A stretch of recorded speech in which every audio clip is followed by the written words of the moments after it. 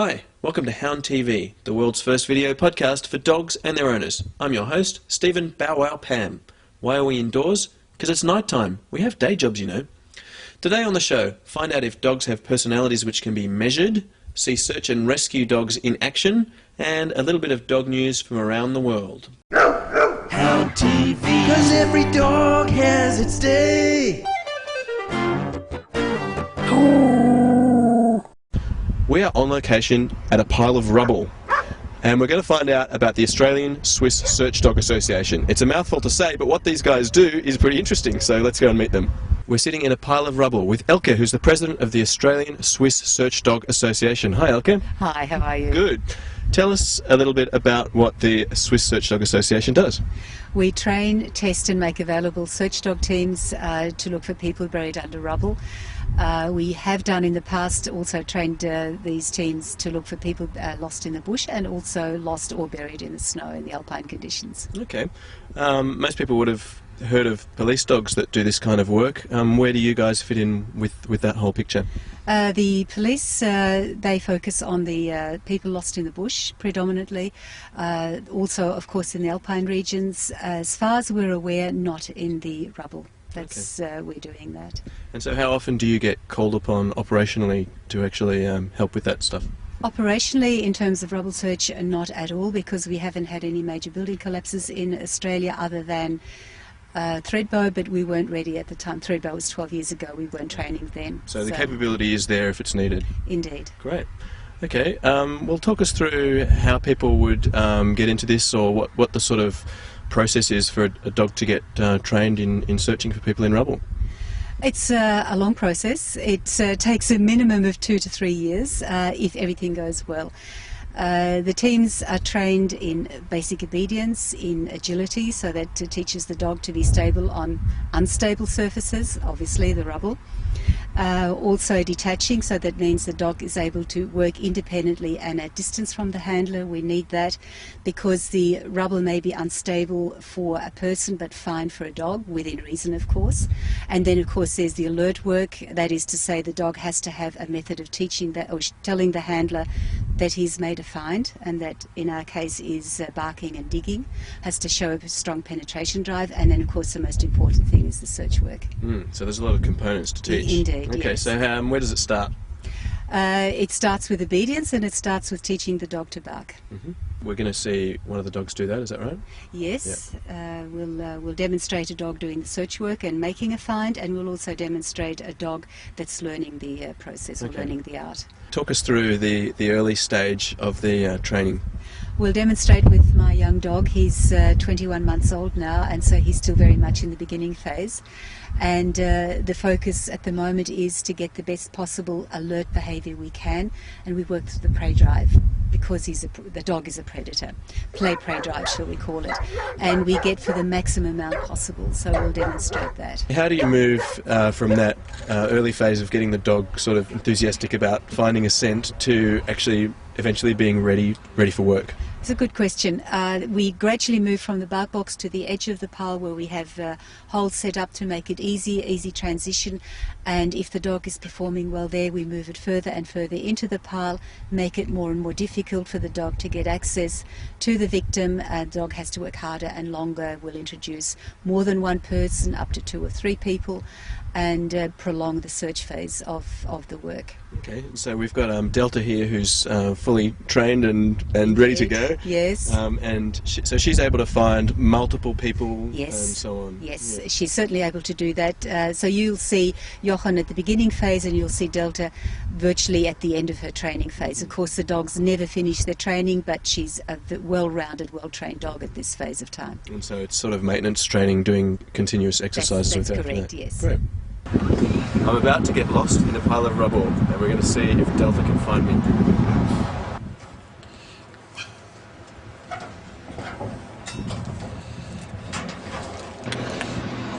Go into that box. Oh, thanks, Tracy.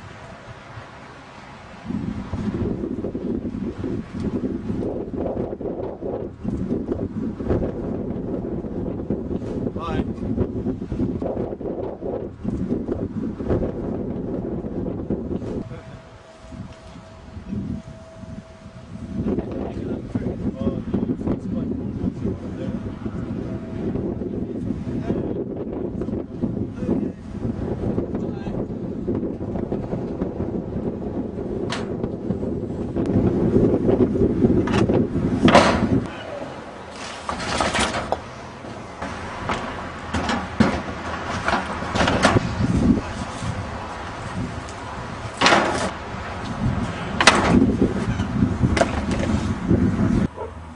Okay, I've been shut into this rubble pile and just waiting to see if Delta can find me.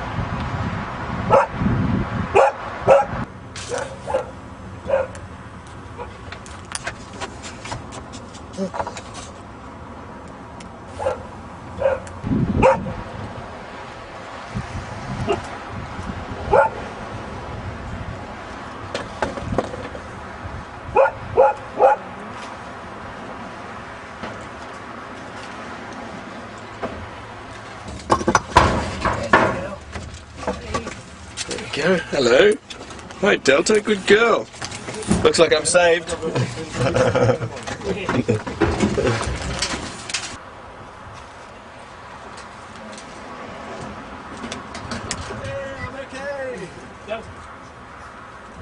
that? That was about 1 minute it took her to find me. I just set my timer on my watch thinking, might be here a couple of minutes. She came straight over. Okay, well thanks for talking to us, Elke. It's a great pleasure. If people want to know more about search and rescue dogs, we'll have some links both to the Swiss Search Dog Association and other things in the show notes for today's episode, so don't forget to check out www.houndtv.com. In dog news from around the world, in China the rabies situation seems to be totally out of hand. Last episode we reported on a mass dog slaughter in the Yunnan province, which was followed up by a threat to kill up to 500,000 dogs in the eastern province of Shandong. And there's been another report from the Chinese official news agency that there are over 100,000 stray dogs in China's capital, Beijing. Now I know China's a developing country and they've had a history with economic problems and political challenges, and they've got over 1 billion people and all the problems that go along with that. But to have 100,000 stray dogs roaming around a city seems to be totally out of hand. International animal rights agencies have condemned the killings, and the Humane Society of the United States has even offered $100,000 to help fund a rabies vaccination centre if the killings are stopped. So what can we as individual dog lovers do about it? Make sure people know about it. You could donate to the Humane Society, or if you have any other suggestions, send us an email to woof@houndtv.com or leave a comment at the end of today's show notes on our website. In the United States, the ASPCA have published a list of tips on looking after your dog through the hot summer months. And the full list is at the ASPCA website, and of course there's a link to that in today's show notes at houndtv.com.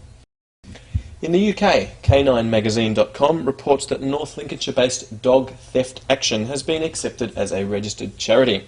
The organisation works to promote the protection, security and welfare of dogs from the threat of dog theft by the provision of advice, information and education. What a mouthful. And of course we've got a link to K9 Magazine and Dog Theft Action in today's show notes. And here in Australia, the Adelaide Advertiser reports that local councils are trialling an electronic dog collar which counts barks, the idea being that the collar brings some objective and independent evidence to neighbourly noisy dog disputes. And for more details on these and other dog-related stories, check out the show notes for today's episode at www.houndtv.com. Now, if you are in the UK or the USA, and you may have gathered that we're here in Australia, if you're going along to a doggy event, take your video camera, and if you can get your digital video into your computer, feel free to send it to us and do a little Hound TV report for us, and we'll have a look at it and we may play it on the show. Which is exactly what our friends at dogcastradio.com over in Birmingham in England have done. They attended the big Wag and Bone dog show a couple of weeks back, and they've sent us some footage of that, which we'll be playing sometime soon. I'm with Jackie Lee, who's a veterinary behaviourist, and Jackie's going to talk to us about an interesting study she's doing, which we mentioned a couple of weeks back on the website. Hi, Jackie. G'day, how are you? Good. Tell us about this study you're doing with dogs. Well, for my PhD, I've been investigating personality in dogs, trying to find out if we can define it and also find an easy way of measuring it so that anybody can actually run our test and define the personality of the dog that they have or the dog that they want to buy. Kind of like a Myers-Briggs test for dogs. Yeah, quite similar. What we've found so far, we did work with, we had about 1,000 Australians fill in our questionnaire, which is just fantastic. We found that there are about 5 different dimensions when we're describing a personality in a dog, and they do have some parallels with people. And so we've developed a 40-word questionnaire that we're now in the process of testing to see whether or not it's reliable, and then we're hopeful of having that available to certain groups perhaps in the next year or so. So when it's all completed, what will it actually mean for dog owners or people that are choosing a dog? How's it going to sort of help people? Yep, there are lots of different ways we think that people will be able to use it. Number one, if people are thinking about buying a dog, they can actually sit down and run the questionnaire, which we've called the Monash Canine Personality Questionnaire, for the perfect dog for them. So, you know, people think, oh, I want a friendly dog, but do they want a dog that's so friendly that it's, you know, jumping all over anybody, or do they want a dog that's a little bit just not cranky, laid back? Yeah, so it's going to help them define what they mean by friendly. Then they can then go and ask questions, and if breeders are using it on the parents of the puppies, they'll be able to get an idea of what the puppies may be like. We can't use it on baby dogs yet, on puppies. It's for dogs about 18 months and older. Is that because the behaviour of puppies is pretty consistent? No, it's more that the personality is still developing. It's the same as in people. The things that a puppy does are much less varied than what an adult dog does. So, you know, while we can describe puppies, we don't have as a richness that we can describe an adult dog with. So we're hopeful of perhaps doing some work with puppies to sort of see if we can get some prediction of adult personality. Mm-hmm. So that's one use. Number 2 use is places like animal shelters. So that the people there in the animal shelters would be able to run the questionnaire on the dogs they have coming in, and so give more information to the people who are adopting them. Mm-hmm. And then there's people like the police, guide dogs, military dogs, any of those yeah. working dogs, yep. Even sheepdogs as well? Yep, and competition obedience dogs, flyball, agility, Fantastic. competition tracking. People will be able to sit down and say, well, what is the personality that makes a good guide dog? Because nobody's actually been able to really define that clearly. Mm-hmm. And so then we can look at successful guide dogs or successful police dogs. And actually start to quantify this stuff scientifically. Yeah, and then start looking as they enter the more intense part of their training, we can then sort of say, well, is it worthwhile continuing with this dog because it doesn't have the right profile? Fantastic. So, and are you still looking for participants for this now? what we're up to now is we're looking at what's called testing the reliability of the study. Okay. So I'm currently asking people if they would like to take part. Mm-hmm. They and a person who lives with the dog Okay. need to fill in the questionnaire now, Mm-hmm. and then we'll send the questionnaire back to them in 6 months' time, and they need Okay. to do it And again. you're looking for consistency there. All Yeah, we're going to compare a couple of different things there, and if there's essentially no difference between the people and essentially no difference over time, then we can say, hey, we've got something that works on adult dogs. Okay, and so do those people need to be in Australia or...? They need to be Australians, and they need to have English as their first language. Okay, but it could be people from anywhere in Australia, you don't need contact with them directly? No, Okay. I can email the questionnaire All right, out to them no or worries. post it. Well, we'll have the details of that on the show notes, so if you'd like to participate in that, then drop by houndtv.com and you can learn more about that. Now this I just had to tell you about. I've just read about the first reported occasion of a dog eating an iPod. I'm sure it's happened before, but this was on Michael Johnson's blog, and on the one hand I felt sorry for him and his dog, but on the other hand A lot of dogs do enjoy watching Hound TV, and I suspect that was what was happening. The dog was trying to operate the click wheel, which, if you've ever tried doing that with paws, is hard, and has actually chewed the iPod, possibly damaging the dog's teeth and the iPod. So please, if you enjoy watching Hound TV with your dog, just supervise the dog and make sure the iPod stays away from its mouth.